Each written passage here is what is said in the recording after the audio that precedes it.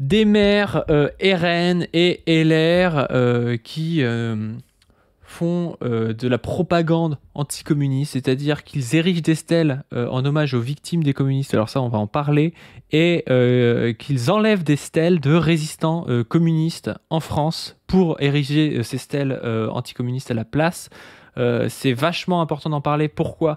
Parce qu'on est dans un moment justement insurrectionnel où les idées communistes reviennent, et c'est pas pour rien que la droite, notamment l'extrême droite, parce que là on parle d'un maire RN mais qui avait donné son parrainage à Marine Le Pen, et enfin LR, et un maire RN, donc Steve Briouat, le maire des Nains-Beaumont, qui commence à faire toute cette propagande anticommuniste. Et c'est vrai qu'en Europe il y a énormément de propagande anticommuniste, c'est-à-dire d'associations de ce qu'a été le communisme historiquement et de ce qu'a été le nazisme, en disant oui c'est le totalitarisme, et en fait c'est la même chose, et en fait les libérateurs de Berlin et les nazis c'est exactement pareil. On va devoir en parler parce que ça fait partie justement de ce qui permet de cadenasser la gauche, et ce qui permet à chaque fois que quelqu'un de gauche ou de gauche radicale, on va dire, voire communiste, est un petit peu haut dans des sondages, bah, il se retrouve à devoir s'excuser pour je sais pas trop quoi. Bon, Mélenchon c'est le Venezuela, ou Hugo Chavez, mais ça pourrait être aussi Staline, ça pourrait être je sais pas quoi. Bref, on doit en parler clairement, parce qu'aussi avoir des œillères là-dessus et puis faire comme s'il n'y avait eu aucune erreur dans le stalinisme par exemple, bah, ça peut aussi faire partie de ce qui rend les communismes inaudibles. Donc je pense qu'il faut qu'on en parle, ça c'est pas un souci. Mais au contraire, rentrer dans une propagande totalement anticommuniste, ça rend aussi les communistes inaudibles, parce que du coup ça vous attache les mains, quoi. On va en parler avec Chris. Chris qui est anticommuniste car trotskiste, c'est ce qu'on avait dit, hein, ce que les gens ont retenu de notre capsule sur Trotsky. Voilà, vous avez dit les trotskistes sont anticommunistes. Bon, c'est pas ce qui a été dit, hein. Moi je dis qu'ils participent à minima à un climat anticommuniste en étant anti-soviétique pendant des années. Mais bon, je dis pas que les trotskistes sont communistes, je pense que les trotskistes ont aussi beaucoup fait pour le communisme en France, parce qu'ils militent, parce qu'ils luttent et tout ça. Mais bon, il y a quand même une certaine porosité, on va dire, entre des arguments néoconservateurs et des arguments trotskistes parfois sur la critique d'Union soviétique. T'enfonces Mais bon, bref, on va pouvoir en parler avec Chris. Non, c'est très intéressant parce qu'il n'y a pas d'anticommunisme sans communisme. C'est c'est dialectique. L'anticommunisme avait peu de sens il y a 20 ans. Personne n'en parlait parce que c'était fini. La période des années 90 était finie et s'ouvrait pas du tout encore de crise. Mais là, on voit que la crise augmente. Voilà. Je vais citer Trotsky. Hein, voilà. Les forces productives ont cessé de croître. Et la crise augmente et la bourgeoisie ne peut plus, comme disait Lénine. Et en face, quand la bourgeoisie ne peut plus, les masses ne veulent plus. Et quand elles ne veulent plus, elles trouvent facilement, comment dire, d'elles-mêmes la conscience de refaire communauté en commun et de sortir de cette concurrence généralisée dont la bourgeoisie libérale nous vend depuis plusieurs siècles maintenant les bienfaits qu'on a du mal à voir au quotidien. Et donc moi je vais dire, si on voit de l'anticommunisme, c'est très bon. Ça veut dire qu'il y a du communisme qui est en train de monter, et donc on va pouvoir en parler. Justement, ça me fait penser quand tu dis ça, il y a eu ce post là qui a été fait sur Twitter de l'Uni Rennes qui dénonce l'Union pirate et qui dit à Rennes, l'Union pirate glorifie Mao et Lénine, responsables de dizaines de millions de morts. L'université n'est pas un terrain de propagande totalitaire d'extrême gauche, mais un lieu de savoir. L'université de Rennes 2 doit sanctionner l'apologie de régime totalitaire. Et je trouve ça super intéressant parce que tu vois, je pense pas qu'il y a 10 ans, l'Union pirate aurait publié même si c'est comment ça s'appelle, des affiches qu'ils ont fait, d'ailleurs avec notre générateur sur onneveutplus.fr, des affiches comme ça qu'ils ont fait. Je suis pas sûr que l'Union pirate, qui n'existait pas il y a 10 ans, mais que l'équivalent, tu vois, aurait pu, en étant un syndicat un peu de masse d'une ville, publier des visuels avec quelqu'un comme Lénine ou quelqu'un comme Mao. Parce que c'était difficilement assumable et il y avait peu de renaissance communiste il y a 10 ans. Aujourd'hui, on a quand même un mouvement communiste qui est en reconstruction, qui est de plus en plus fort, et il y a des gens qui commencent à sortir aussi du truc bête et méchant en mode Lénine, Mao, Staline, Sankara, Fidel Castro, c'est pas bien, c'est des méchants communistes, je sais pas trop quoi, et du coup on peut pas en parler, tu vois. Alors ça veut pas dire que je pense que l'Union pirate soit pour faire le grand bond en avant aujourd'hui en France, tu vois, mais ça veut quand même dire que notamment dans la jeunesse et dans les gens qui se battent, il y a une reprise de grandes figures historiques du mouvement communiste dont on doit assumer l'héritage, que ce soit dans leur bénéfice, et je pense que c'est des gens qui ont marqué le XXe siècle, je pense que c'est peut-être même les deux figures qui ont le plus marqué le XXe siècle, et dans le bon sens du terme, et aussi dans des erreurs qu'ils ont pu faire, tu vois. Mais je pense qu'aujourd'hui, on doit assumer un héritage critique là-dessus, et ça fait suer les droitards de l'Uni, qui eux dénoncent le totalitarisme, mais il semblerait quand même qu'il y a des gens parmi eux qui fassent des saluts nazis, hein, donc il y a des totalitaristes qui préfèrent à d'autres, on va dire. Enfin, je sais pas ce que t'en penses, mais moi je trouve ça incroyable que l'Union pirate publie un truc avec Lénine et avec Mao, tu vois, je trouve ça cool. Ah, c'est génial. Mais ce qui est intéressant, c'est justement qu'ils ne sont pas devenus des apôtres ou des dévots de Lénine et Mao. Ce qui est très intéressant, c'est de se dire, dans la période de conflictualisation avec une bourgeoisie qui est en crise, il faut convoquer le communisme. Voilà. Et effectivement, le communisme, c'est difficile à convoquer comme ça, à mettre en image. Et ben, on va aller chercher des gens qui l'ont incarné, quoi, qui ont incarné la transformation, la possibilité communiste concrète. Mao et Lénine, là-dessus, je pense que, comme tu l'as dit, ça ne souffre d'aucune contestation. Tu as dit qu'on a impacté l'histoire pour le meilleur. Alors, voilà, point de vue de classe que tu viens d'exprimer, je pense que c'est pas justement comme on va voir la réaction de la classe. Effectivement, pour eux, c'est pour le pire. Là, ce qui est très intéressant, c'est de se dire qu'il y a encore 15-20 ans, personne serait allé chercher Lénine ou Mao quand il y avait des crises comme le CPE, ce genre de choses. Ça n'avait aucun sens parce que la crise n'était pas assez avancée. Maintenant, quand vous êtes un mouvement étudiant et que vous êtes même pas forcément les plus communistes, les plus radicaux, bah vous êtes obligé de convoquer le communisme parce que c'est un spectre qui va hanter non plus l'Europe, mais qui va hanter de plus en plus le monde et les masses. Là, ayez en tête la première phrase du manifeste de Marx et de Engels, un spectre hante. C'est le spectre du communisme. Voilà. Et ben, c'est ça qui se passe, et ce spectre est en train d'effrayer notre bourgeoisie. Avant de passer même au sujet des stèles et tout, j'ai envie de continuer là-dessus parce que tu as dit, oui, d'un point de vue de classe, c'est le meilleur, et d'un autre point de vue de classe, c'est le pire. Et ce qui est intéressant, et c'est vraiment de ce débat qu'on doit sortir, et on va en parler, c'est que le point de vue de classe bourgeois fait croire qu'il n'aime pas Mao et Lénine à cause de la violence. C'est pas à cause de la violence qu'ils n'aiment pas Mao et Lénine, parce que c'est vrai que Mao et Lénine ont utilisé notamment la violence comme stratégie révolutionnaire, et puis pour mettre en place le socialisme, le communisme dans leur pays. C'est pas ça qu'ils reprochent à Lénine et à Mao, c'est d'être communiste. C'est d'être communiste, parce que quand c'est de la violence contre la Grèce pour les mettre en banqueroute et faire de la famine dans des pays d'Afrique ou je sais pas trop quoi, ou de la violence à Gaza, ils s'en battent les couilles. Ils s'en battent les couilles. C'est pas la violence qu'ils aiment pas. Ce qu'ils aiment pas, c'est la violence de classe. C'est de la violence d'une classe contre leur classe. Ça, ils détestent, en fait. Et c'est ça qu'ils reprochent à Lénine et Mao, et leur histoire de 100 millions de morts, qui en plus de ça sont faux, on va en parler, mais leur histoire de 100 millions de morts du communiste, c'est ça qu'ils détestent. J'aime bien une phrase de Yukov, tu sais, le libérateur de l'Europe, le grand... le grand maréchal tacticien de l'Union soviétique, qui dit « On a libéré l'Europe du fascisme, ils nous le pardonneront jamais. » Tu vois, c'est vraiment ça, tu vois. Ce qu'ils détestent avec l'URSS, c'est pas les victimes du goulag ou je sais pas trop quoi. Ils instrumentalisent ça parce que ce qu'ils détestent avec l'URSS, c'est qu'à un moment donné dans le monde, il y a eu une partie du monde qui a voulu se réclamer du communisme et qui a voulu libérer l'Europe du fascisme et du capitalisme. C'est ça qu'ils détestent. Et il faut vraiment les débusquer là-dessus, parce que quand tu as des gens du RN, d'un parti qui est fondé par des SS, qui est gangréné par des groupuscules comme le GUD, des groupuscules fascistes et tout ça, et que les mecs viennent te voir et te dire « Ah non, mais nous, ce qu'on n'aime pas, c'est la violence », c'est du foutage de gueule complet. Oui, tous les processus révolutionnaires, en plus de ça, ont de la violence. Ça viendrait à personne, enfin si, ça vient aux droitards, si les droitards le disent, mais ça viendrait à personne de sensé et de républicain de dire la Révolution française est caduque parce qu'elle est violente. Je veux dire, la Révolution française, elle est violente, mais elle est violente parce que c'est une révolution, parce qu'il y a un point de vue de classe qui s'exprime, qui est le point de vue aussi de la bourgeoisie, qui à l'époque est progressiste sous l'Ancien Régime, et qui va s'opposer, par exemple, aux Vendéens.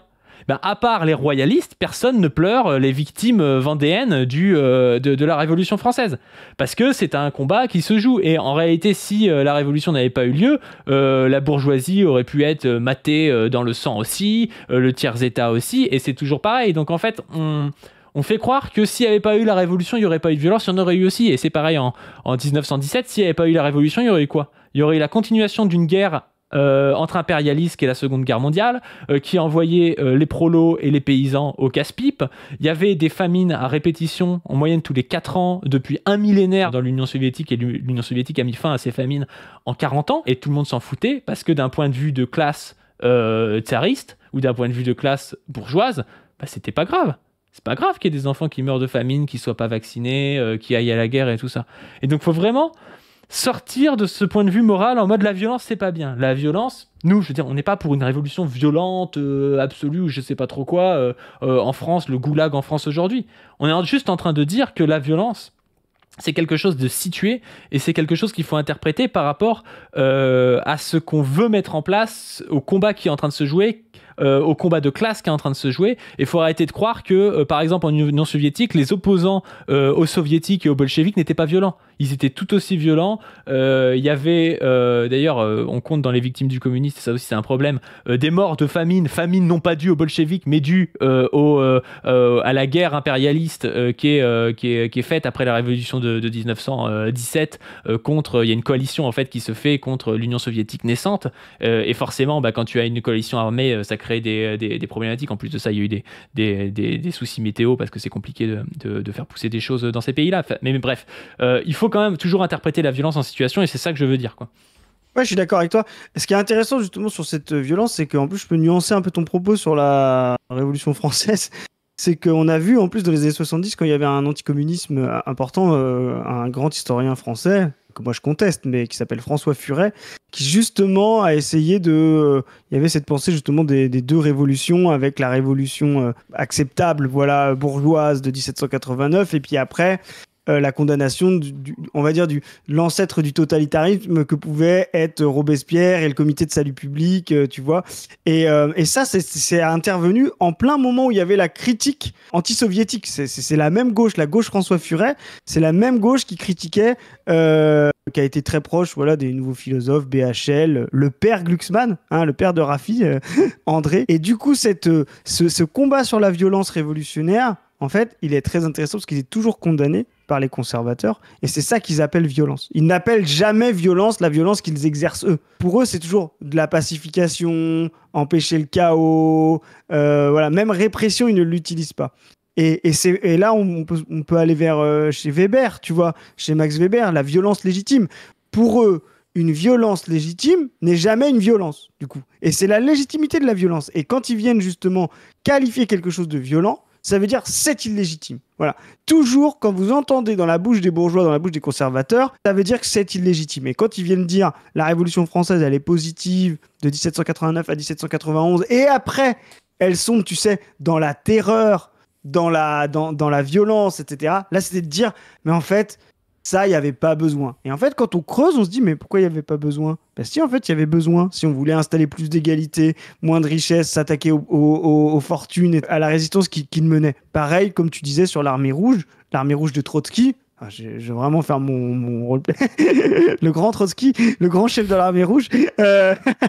Tu vois, en face, on a une armée blanche qui est d'une violence sans nom, et qui essaiera ensuite de déstabiliser avec des masses d'argent à partir de Paris, à partir des capitales européennes, la révolution d'octobre. Mais pour eux, ça n'est jamais de la violence. La violence, c'est toujours l'illégitime. C'est ça qui est intéressant dans le concept de Weber, c'est qu'il articule un truc, c'est-à-dire il articule la violence légitime, il articule en disant il va mettre le qualificatif positif sur le mot négatif. Et là, il fait un peu un choc dans la matrice identité fait valeur, tu vois. C'est de dire, mais attendez, on peut être violent, bah oui, effectivement, quand, tu disais tout à l'heure, quand des systèmes, parce qu'on va parler par exemple du système totalitariste qui a tué des gens, etc. On estime les morts du comité de salut public à 15 000 sur plusieurs mois. Voilà. On estime les morts de la commune, les fusillés de la commune, à 20 000 en 2 jours.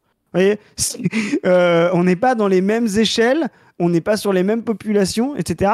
Et vous ne verrez jamais qualifier les Versaillais qui ont réprimé la Commune de terroristes ou d'ancêtres de la terreur par les historiens, etc. Contrairement à Robespierre qui essayait de survivre à la réaction bourgeoise qui voulait s'en mettre plein les poches. Donc ça, c'est comme tu dis, cette violence, elle est toujours illégitime et de fait, quand elle est qualifiée, c'est toujours la violence des masses ou des classes qui veulent contester l'ordre établi. Voilà. Donc quand vous entendez le mot violence, tendez l'oreille, on parle de vous. Il y a un problème aussi, je trouve, avec la critique de la Chine et la critique de l'URSS. Alors moi, je connais beaucoup mieux l'URSS que la Chine, déjà parce que je trouve qu'on a moins de sources sur la Chine. Mais c'est qu'en fait, on peut dire n'importe quoi. Parce que comme les gens connaissent pas, tu peux dire strictement n'importe quoi. Et toi, là, tu viens de faire la comparaison. Moi, j'ai envie de faire la comparaison parce qu'on nous rappelle tout le temps, oui, le goulag. Le goulag, c'est une mortalité d'environ 5%. C'est une mortalité qui est plus grande, par contre, je crois qu'elle est vers 10% ou quelque chose comme ça, pendant la Seconde Guerre mondiale. Sachant qu'il y a 14% de la population soviétique qui meurt pendant la Seconde Guerre mondiale. Hein. Donc, bon, la mortalité, il y a une surmortalité dans les goulags pendant la Seconde Guerre mondiale, avec un travail qui est beaucoup plus dur, beaucoup plus forcé, donc des conditions de nutrition et tout qui sont moins bonnes. Donc, il y a une surmortalité pendant la Seconde Guerre mondiale, en fait, pour pouvoir envoyer du matériel sur le front, tout en sachant qu'il y a 27 millions de morts soviétiques de la Seconde Guerre mondiale qui se sacrifient pour libérer l'Europe. Donc ça, c'est les chiffres, on va dire. Et sinon, hors de la Seconde Guerre mondiale, vous avez 5% de mortalité dans le goulag. Le goulag, enfin, je dis le goulag, mais il y a différents goulags, mais c'est dur. Il y a des camps de travaux où vous allez avoir des conditions climatiques qui sont très dures parce que vous allez être en Sibérie ou des trucs comme ça. Personne ne dit le contraire. On compare toujours ça aux camps d'extermination nazis. Dans les camps d'extermination nazis, il y a 50 à 60% de mortalité. Donc vous avez une mortalité qui est 10 fois supérieure dans les camps d'extermination nazis. Pourquoi ? Parce que le but du goulag n'est pas le même que le but du camp d'extermination nazi. Le but du goulag, c'est, je crois qu'il y a 2/3 des prisonniers qui sont des prisonniers de droit commun. C'est-à-dire quelqu'un qui va, je sais pas, avoir violé ou je sais pas trop quoi, qui va être envoyé au goulag. Et vous avez 1/3 qui sont des prisonniers politiques. En gros, qui va être jugé parce qu'on va considérer qu'il est contre-révolutionnaire. On en pense ce qu'on veut.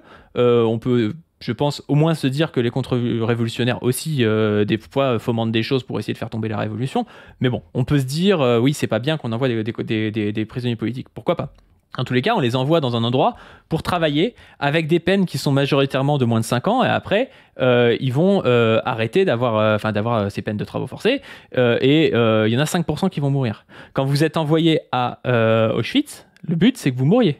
Il y a 50 à 60% de morts, il y a des chambres à gaz, il y a le moins possible de médecine, de bouffe ou de je sais pas trop quoi. Enfin, ça n'a rien à voir. Et là, vous allez vous dire, oui, mais les deux sont horribles, tu compares, tu fais une hiérarchie. Le mieux, ça aurait été un régime peut-être capitaliste, ni fasciste, ni un totalitarisme stalinien. Les pourcentages de morts dans les bagnes français sont bien supérieurs au pourcentage de morts dans les goulags. Bien sûr, mais c'était légitime.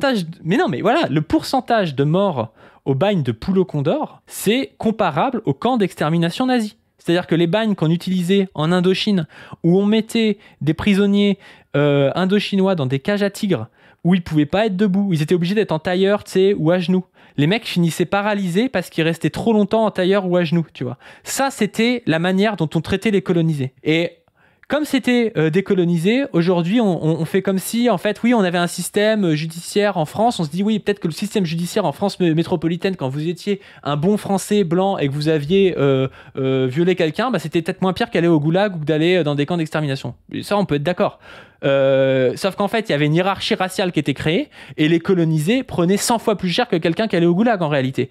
Et on peut se poser la question de la légitimité peut-être différente à hiérarchiser les gens selon leur statut de colonisé, ce qu'ont fait les Français, ce qu'ont fait les Anglais. On rappelle les famines au Bengale, hein, où on a Churchill qui sait qu'il y a une famine au Bengale et qui continue à envoyer des ressources dans la métropole, enfin en Angleterre, en disant que de toute façon ils se reproduisent comme des lapins parce qu'en fait c'est des sauvages et voilà quoi. Il y a vraiment cette vision-là chez les Européens par rapport aux pays colonisés, ce que n'a jamais fait l'URSS par rapport à des pays colonisés. Là où l'URSS, eux, vont condamner des gens qui vont être soit des prisonniers de droit commun, soit des gens qui sont des prisonniers politiques.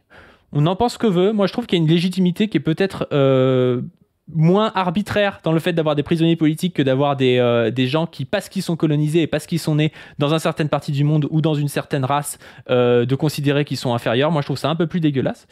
Et je voudrais rappeler aussi, pour refaire une deuxième comparaison, je suis désolé, je fais toutes mes comparaisons de... Vas-y. Et pour que les gens comprennent un peu la violence. On nous dit Il y a 10 à 20% de morts dans les gens qui ont créé, je crois que c'est le canal de la Volga ou un canal sous la mer Blanche, je crois que c'est un canal sous la mer Blanche. Ouais. On dit il y a 10 à 20% de morts. Canal de Suez ou... Il y a 10 à 20% de morts aussi aux gens dans les gens qui ont creusé le canal du Panama. Dans un cas, on vous en parle jamais et on vous dit les gens qui ont creusé le canal du Panama, c'est des salariés, c'est des gens à qui on a donné un salaire. En réalité, c'est des Panaméens qui étaient obligés de faire ça parce qu'en fait, ils étaient obligés de se vendre en fait au prix en fait du marché. Mais quand tu es dépendant de pays impérialistes, notamment des États-Unis d'Amérique, et qu'on te dit de faire un truc et qu'on te donne un billet, ben tu le prends et en fait tu meurs. Dans l'autre cas, vous avez des gens qui sont, je sais pas, demain, on prend un Bruno Retailleau ou on prend un Raphaël, pas un Raphaël Arnaud, un Bernard Arnault. Désolé Raphaël. On prend un Bernard Arnault et on lui dit d'aller creuser un canal parce que c'est un opposant politique. Encore une fois, c'est peut-être pas cool, mais je trouve pas ça plus arbitraire et pire que ce qu'ont fait les pays capitalistes en considérant que parce qu'on était panaméen, on devait le faire sans aucun choix politique, je veux dire sans aucune légitimité autre que le fait que la personne est née panaméenne, quoi. Voilà. Je veux juste dire ça, quoi. Non, mais c'était pareil pour le canal de Suez, qui était une colonie anglo-saxonne, enfin britannique. Ça m'énerve parce que les pays non fascistes capitalistes ont fait pire que l'URSS.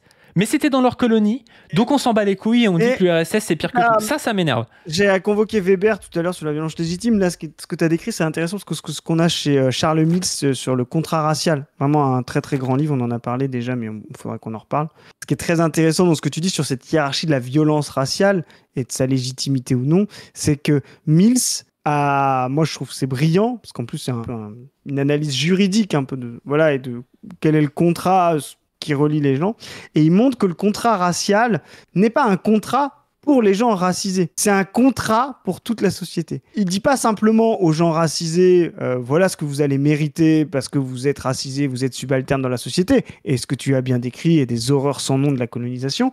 Il dit aussi aux blancs, aux non racisés en fait, c'est comme ça qu'il faut comme ça qu'il faut les voir. Voyez ce que la société peut faire, voyez ce qu'elle fait aux racisés. Donc, voyez ces potentialités de répression et de violence. Et ça permet aussi le maintien, justement, sous la coupe des gens non racisés. Et le contrat racial n'est pas un contrat des non racisés sur les racisés, c'est-à-dire des blancs sur les racisés. C'est un contrat d'un pouvoir dominant qui impose sa coupe aux masses, qu'elles soient racisées ou non racisées. Dans une hiérarchie où, justement, il dit « vous, ça s'abat sur vous ». Et donc vous la fermez, et vous la fermez aussi parce que ça pourrait s'abattre sur vous, tu vois, ce qu'on fait aux racisés, demain si vous êtes chiant on pourrait faire la même chose. Et c'est comme ça que les sociétés raciales tiennent. Ce n'est pas les masses entre elles qui s'opposent, parce que ça s'appelle la guerre civile, ça ne fonctionne pas comme ça.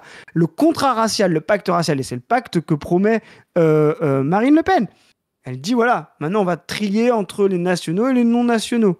Voilà. Et puis après demain, elle dira entre les deux souches et les non deux souches. Et puis après, entre les deux souches, elle triera, tu vois, les potentialités entre les cassos et les non cassos. Vous voyez, tout ça, ce sont des mots, des invectives de l'ordre racial, de l'ordre organique, voilà, de la société.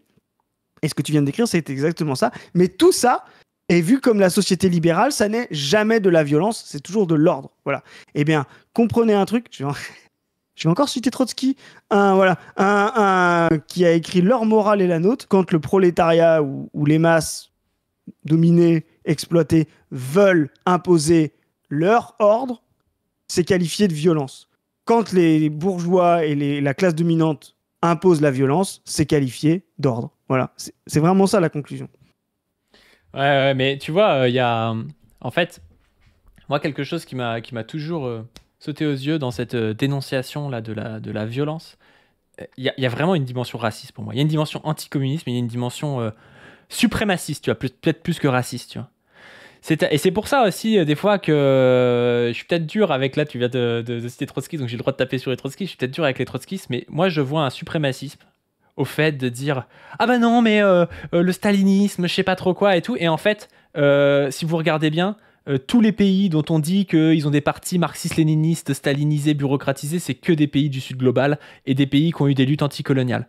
Et je trouve ça facile quand tu es un Européen en France d'aller dire Hugo Chavez c'est le stalinisme et en fait Fidel Castro c'est le stalinisme. En fait tous les pays du sud global qui essaient de s'en sortir et qui essaient de monter un truc, tu viens leur faire la leçon en disant que c'est pas assez, que c'est trop bureaucratisé ou je ne sais pas trop quoi. Encore une fois là je suis dur avec c'est pas les trotskistes qui font principalement ça, mais je trouve qu'ils participent de ça et c'est quelque chose qui est dur. Et c'est pour ça que tu vois là on va évidemment on va apporter notre soutien au PCF aussi qui a attaqué aussi parmi ça, au PRCF même, parce qu'il y a Léon Landini qui est attaqué par les anticommunistes de droite, mais le PCF a un petit peu donné le fer pour se faire battre là-dessus, tu vois. Alors aussi parce qu'il est très électoraliste, donc il peut pas assumer la ligne par exemple de soutenir Mao ou d'avoir, enfin c'est un soutien critique, je veux dire, avoir un soutien critique à Staline, ils ne peuvent pas assumer de faire ça, tu vois. Mais quand tu vois ils sont en train de reprendre en fait, quand ils sont à la télé, Roussel on lui parle de Staline, il sait pas trop quoi faire et tout, en fait il devrait avoir un discours construit là-dessus, sur dire nous on est un parti communiste, on vise à avoir une action communiste. L'Union soviétique a été la première expérience communiste au monde. On doit en tirer un bilan avec ce qui a été positif, ce qui a été négatif et tout. Et aujourd'hui, en fait, c'est devenu quelque chose où il y a tellement eu de propagande anticommuniste qu'on est obligé de dire « Ah non, Poibert, que Staline, c'est pas bien ». Bah, quand tu as dit Staline, c'est pas bien, en fait, t'as rien dit, tu vois. Enfin, qu'est-ce qui est pas bien, qu'est-ce qui aurait dû être fait autrement, qu'est-ce que tu peux retenir quand même qui pourrait être positif pour l'édification d'un mouvement communiste actuel, tu vois. C'est ça qu'on devrait faire, tu vois. Et quand tu as passé des années à baisser la garde sur ces choses-là et à dire ah bah non, mais c'est vrai que en fait, la gauche anticommuniste a raison sur le communisme réel, mais nous on va faire différemment. Tu donnes la main pour faire battre. Et le jour où il y aura de la violence dans un processus de révolution, par exemple, tu seras obligé aussi de la condamner, tu vois. Parce que tu n'auras pas dit les termes sur les différents mouvements communistes, tu vois. Tu sais, c'est exactement pareil. Nous, quand on fait un mouvement social, on se fait défoncer la gueule. Par contre, si demain, tu as Nicolas Maduro qui va, je sais pas, envoyer la police sur un mouvement social où il y a eu de l'agit-prop de la CIA ou je sais pas trop quoi. Et encore une fois, moi je suis pas pour qu'il envoie la police sur les mouvements sociaux, hein, c'est pas ça que je dis. Hein. Et je trouve que Maduro est sur une posture beaucoup plus défensive que Chavez et je préfère largement Chavez à Maduro. Mais demain, tu vas être obligé de dire aussi, ah bah c'est de la violence, c'est pas bien, tu vois. Et tu vas te retrouver dans une posture qui est souvent la posture de la gauche anticommuniste en France, dont a fait partie les trotskistes depuis 60-70 ans, de dire, de condamner en fait avec les atlantistes ces mouvements-là, tu vois. Enfin bref, est-ce que je suis trop dur? Est-ce que je vais faire défoncer et traiter de Stal en commentaire? Peut-être, mais en tout cas, je pense que c'est important de le dire et que si on le dit pas, nous, on veut pas se faire élire. Moi, je m'en fous de ce que les gens pensent de moi. Je veux juste faire avancer un combat et je pense que c'est important d'avoir un discours construit sur ça et pas de juste dire ah bah Staline c'est pas bien, ou au contraire de se dire Staline c'est trop bien, tout est trop bien, les grandes purges c'est trop bien, les procès politiques à moitié falsifiés c'est trop bien, tu vois. Bah non, c'est pas bien non plus, tu vois. Mais genre, je pense qu'on doit avoir un discours qui est sérieux là-dessus, savoir ce qui a été fait en Union soviétique et assumer l'histoire du mouvement socialiste mondial. Le problème du trotskisme, c'est ce que tu as dit, c'est qu'à un moment donné, ils ont quasiment cru que l'état des prolétariats et l'état du développement du sujet révolutionnaire étaient identiques dans tous les pays du monde après 1945. Et en fait, ils ont une vision calquée du développement du prolétariat. Et c'est là où moi je trouve qu'il y a un... T'as dit suprémacisme. Voilà, j'essaie de tempérer, mais je trouve qu'il y a... Non, mais il y a un suprémacisme à trouver que tous les pays du Sud global qui ont un parti communiste, c'est un parti communiste qui est pas assez... qui est trop bureaucratique. Moi, je trouve que ça dit quelque chose quand même. Hein. C'est pas rien, c'est situé. C'est en Europe, c'est en Occident. C'est ce que je veux dire. Moi, je voulais dire européo-centré, tu vois. Mais voilà, mais... Et en plus, ils disent pas qu'il est simplement bureaucratique, ils disent aussi qu'il est nationaliste, tu vois. Enfin, c'est justement. Ah oui, c'est ça. C'est Chavez, il est trop nationaliste et puis en fait, il utilise le christianisme. Bah oui. En fait, il fait avec ces situations concrètes, tu vois. Enfin. Bah les maoïstes sont considérés par les trotskistes comme des nationalistes, hein, donc enfin c'est. Ils le sont en même temps. Voilà. Enfin, ils ont une carte de libération nationale, tu vois. Mais bon, bref. Mais ce que je veux dire, c'est que pour moi, ça c'est vraiment la critique qu'on fera, c'est justement de considérer que tous les prolétariats sont identiques et ont les mêmes potentialités à travers le monde, que ce soit dans le cœur de l'impérialisme ou dans la périphérie. Ça, c'est Nathalie Arthaus, hein. Ça, c'est Hello. Ça, c'est n'importe quoi. Voilà, ça, c'est n'importe quoi. Tu vois, mais je veux dire, les gens sérieux, même proches du trotskisme, etc., ont essayé d'argumenter là-dessus. Enfin, après, faut lire Emmanuel, faut lire ensuite Amine, même Ernest Mandel, voilà, qui a essayé quand même de tempérer le trotskisme avec ses analyses économiques. Enfin, ça ne tient pas. Voilà, ça ne tient pas. Les prolétariats se développent différemment. Et c'est un truc qu'il faut actualiser entre... Je sais pas si tu as lu ces articles de Tran Duc Tao où justement, je suis désolé de te couper la parole, mais c'est vraiment ça. Il répond, il dit contre l'interprétation trotskiste des événements en Indochine, il s'appelle comme ça l'article, où en gros il répond à un gars qui dit qu'en gros le Viet Minh s'est allié avec des nationalistes vietnamiens et c'est vraiment pas bien et c'est vraiment une trahison du communisme et le Viet Minh ne se réclame pas du communisme directement. Et tu vois que les gars ils sont idéalistes de fou, tu vois, parce que le Viet Minh il fait comme il peut. Il a d'abord une libération nationale à faire et puis au final ils ont quand même réussi à avoir le communisme au centre de leur force, tu vois. Enfin, c'est vraiment un jugement d'Européens, tu vois. Enfin, c'est vraiment un jugement de mec qui a pas la main dans le cambouis, tu vois. Et Tran Duc Tao, qui vient du groupe bolchevique-léniniste, donc d'un groupuscule trotskiste, enfin qui a des liens avec un groupuscule trotskiste d'abord avant la Seconde Guerre mondiale, il va tout de suite rejeter le trotskisme quand va y avoir la guerre de libération parce qu'en fait c'est pas possible à tenir, tu vois. Tu peux pas faire une guerre de libération avec cette idéologie là, tu vois. Et c'est pas rien, tu vois. Mais même 17, justement, on a dit dans l'autre capsule les combats entre Trotsky, etc., entre justement la liberté syndicale que voulait maintenir Lénine et Trotsky qui voulait complètement la virer pour la militarisation de l'économie, comme il disait. Genre, ça c'est vrai, hein, y a des gens qui nous ont dit on connaît pas le sujet. Bah, quand vous voulez, on en débat. Mais ça, c'est aussi une vision sur laquelle Lénine était plus, à mon avis, plus lucide et pragmatique dans ses combats avec Trotsky, même s'ils ont eu plein de points, surtout à partir de 17, de points communs et d'accords, mais que même la révolution de 17 n'est pas la révolution prolétarienne absolue qui établit la dictature du prolétariat. On le voit justement ensuite dans les expériences de la NEP, dans un prolétariat qui existe en Russie, mais n'est pas aussi développé qu'en France ou encore moins qu'en Allemagne, et n'a pas les capacités tout de suite de mettre en place son économie planifiée par lui-même, parce qu'il n'est pas aussi étendu, parce que la paysannerie est encore très importante, parce que Lénine est passé justement par une partie. Voilà. Le programme de Lénine de 17 aujourd'hui, c'est-à-dire la nationalisation, enfin la distribution des terres aux paysans, dans une révolution au Sud, serait vu comme nationaliste par des trotskistes. Voilà. Alors que c'est littéralement le programme de Lénine, quoi. Voilà. Et ça, oui, on le voit. Et c'est pour ça que le trotskisme, est minoritaire, inexistant. Et je vais même dire le mot... Surtout dans le Sud global, hein. C'est un truc, dans le Sud global. Européen, hein. Il y a l'Amérique du Sud et il y a l'Argentine, notamment, où il y a des trotskistes, mais c'est sûrement un des pays où il y a le moins de lutte des classes. Je vais me faire défoncer par les camarades de RP qui aiment bien les Argentins, mais je suis désolé, dans les pays d'Amérique du Sud, l'Argentine, c'est quand même pas le phare de... Moi, je vais dire le mot... C'est des conneries ou pas ? Non, je suis d'accord, et en plus, il est porté par des classes intermédiaires, voilà, c'est pas les masses, quoi.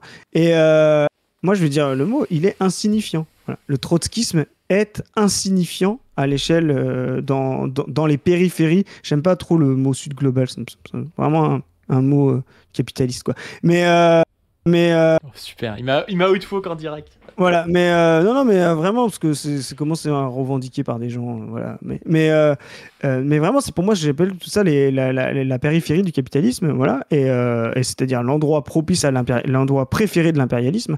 Et ben ici justement, les catégories trotskistes ne peuvent pas, parce que justement, la prédation impérialiste et l'économie, archaïque qu'il impose, c'est-à-dire cette espèce presque d'accumulation primitive qu'il impose, empêche le développement des prolétariats et d'une classe ouvrière dans ces pays-là. Il faut faire l'analyse, non pas simplement du stade, un très grand livre de Lénine sur le stade suprême, voilà, mais il faut faire l'analyse 100 ans après ce livre-là, un peu plus de 100 ans même, de ce que le monde est à cause de l'impérialisme.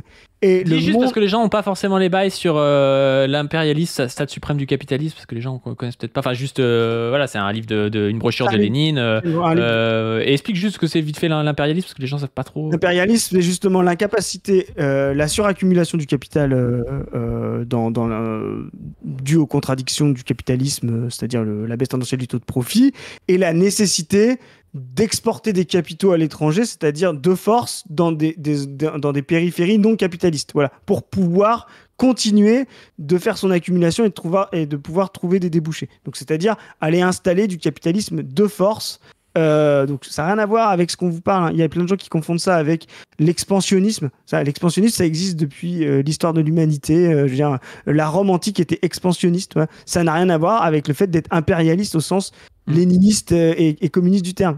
On a eu des gens dans les commentaires qui nous ont dit oui, mais vous dites n'importe quoi sur l'impérialisme iranien. Alors j'aimerais bien qu'ils m'expliquent quels capitaux iraniens vont où et quelles bases militaires ont les Iraniens autre part que dans leur pays, hein, parce que j'aimerais bien savoir ce que c'est l'impérialisme iranien, moi. C'est ça, donc voilà. Donc ça, vous pouvez appeler ça... On peut être nationaliste et même nationaliste avec un nationaliste réactionnaire, expansionniste, comme les Poutines, sans être impérialiste. C'est pas exactement la même chose. Voilà, l'impérialisme, voyez, l'impérialisme au sens communiste du terme, c'est vous voyez des effets sur des périphéries sans forcément voir des militaires rentrer dans les frontières.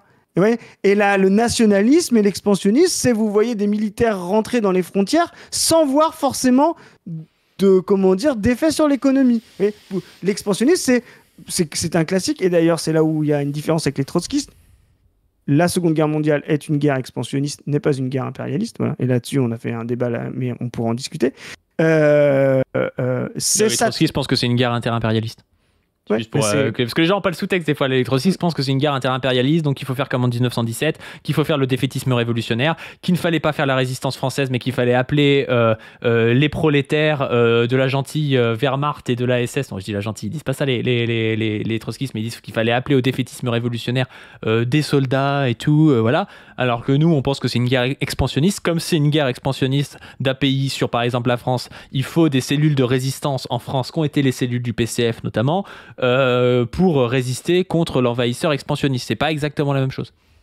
Et on est complètement d'accord. Et en fait, voilà, l'expansionnisme et le nationalisme expansionniste, c'est vraiment aller s'attribuer des ressources extérieures. Voilà. C'est ce que fait Poutine avec l'Ukraine. Voilà. C'est un nationaliste expansionniste. Voilà. L'export de capitaux et son maintien par justement avoir des potentats et des bases militaires dans le monde. Voilà. Ça, c'est de l'impérialisme. Ça, c'est l'impérialisme du capital américain. Ce n'est pas la même chose. Voilà. Et ça ne veut pas dire qu'il y a des gentils et des méchants. Hein. C'est un peu plus compliqué que ça. Vous avez l'impérialisme fabrique des résistances nationalo-capitalistes. Ouais. Vous avez, voilà, il y a un impérialisme américain. En face, il y a le national-capitalisme poutinien qui n'a rien d'enviable, qui résiste à l'impérialisme, qui résiste. Voilà. Et c'est pareil. Arrêtez de croire que résister, ça porte en soi toute la beauté et la grandeur. Voilà, ça c'est une vision du monde, dualiste, ouais, résistant, terroriste. Non, tout ça c'est juste des positions. Voilà, l'impérialisme, et donc pour finir, je vais faire une digression, mais voilà, l'impérialisme a fabriqué un centre occidental. Il n'y a qu'un impérialisme, je le rappelle, c'est l'impérialisme capitalisme. Ça vient pas des nations. Donc il y a un centre capitaliste qui est partagé entre plusieurs nations impérialistes, la France, les États-Unis, etc. Mais vous voyez, tout ça c'est un centre capitaliste qui est le seul impérialisme, qui se déploie sur la planète et qui fabrique des périphériques qu'il exploite, qu'il surexploite même, ce qu'on appelle l'échange inégal, qu'il torture et qui l'empêche de se développer. Voilà. Bon, il faut justement penser ça aussi, justement, le développement. Tous les travaux de Samir Amin sur le développement, c'est très intéressant parce qu'il montre justement comment l'idéologie du développement est une idéologie impérialiste. Voilà. Et donc, il maintient dans une forme, voilà, de périphérie pour justement empêcher des prolétariats et l'égalisation. Et la Chine est une expérience intéressante parce qu'elle a réussi à sortir de ce piège. C'est pour ça qu'elle est de nouveau maintenant un concurrent de l'impérialisme, parce qu'elle a réussi à utiliser d'abord cette position périphérique et elle est en train d'en sortir en essayant justement de mettre en place entre le maoïsme, le denguisme, etc. Quelque chose, voilà, une espèce de voie où elle ne rejoint ni complètement le centre capitaliste, c'est pour ça qu'il y a une vraie opposition et que c'est l'ennemi principal de Trump, allez voir une capsule là-dessus, et qu'elle n'est pas non plus cantonnée à la périphérie comme elle l'était au tout début. Chris a dit Mao a réussi ce que Staline et Lénine ont échoué. Je sais pas, c'est pas tout à fait faux. Est-ce que Mao a réussi s'il n'y avait pas, la grande méchante URSS pour prendre d'abord les foudres à sa place? Oui, non, mais on peut toujours refaire des uchronies, mais en tout cas, l'histoire de la Chine est intéressante. Mon uchronie, c'est la Chine va redevenir plus socialiste et communiste, et elle tient actuellement Poutine dans sa main, et elle va re-rendre la Russie communiste par la Chine, tu vois. Ça va être un espèce de ping-pong de l'histoire. C'est grâce à l'URSS qui a eu en partie la révolution chinoise, et ce sera grâce à la Chine que l'URSS va revenir. Là, je fais mon même actuali. Alors, ce n'est pas une uchronie parce que tu ne pars pas d'un point dans le passé, tu pars d'aujourd'hui. Donc, c'est une utopie pour toi. C'est vrai. Bon, on passe au sujet du jour après 42 minutes. Oh la vache! Non, on n'a pas. Je pense qu'on a dit déjà beaucoup de choses qu'on aurait peut-être dû dire en présentant, mais c'est juste pour vous montrer en fait. À Hénin-Beaumont, Steve Briouat veut falsifier l'histoire avec une stèle contre le communisme. Et en fait, ce qui s'est passé, c'est que vous avez. Attendez, c'est là. Vous avez un Saint-Raphaël, un maire LR, qui a enlevé une stèle en hommage à Léon Landini, résistant communiste, qui était né à Saint-Raphaël. Léon Landini, allez voir son Wikipédia. Léon Landini est né à Saint-Raphaël le 9 avril 1926. Il est un militant communiste et résistant français d'origine italienne, membre des francs-tireurs partisans MOI. Il est fondateur en 2004 du PRCF, parti dissident du PCF. Alors moi j'ai été au PRCF pendant 3 ans et demi. J'ai rencontré Léon Landini d'ailleurs. J'ai pu serrer la main à un grand camarade pour lequel j'ai beaucoup de respect. C'est un camarade donc, qui s'est engagé à 16 ans dans la FTP MOI et qui a été torturé par Klaus Barbie, qui a, je crois il monte un peu son engagement dans la résistance en 1942 à 16 ans, en même temps que son père et son frère aîné dans les francs-tireurs partisans.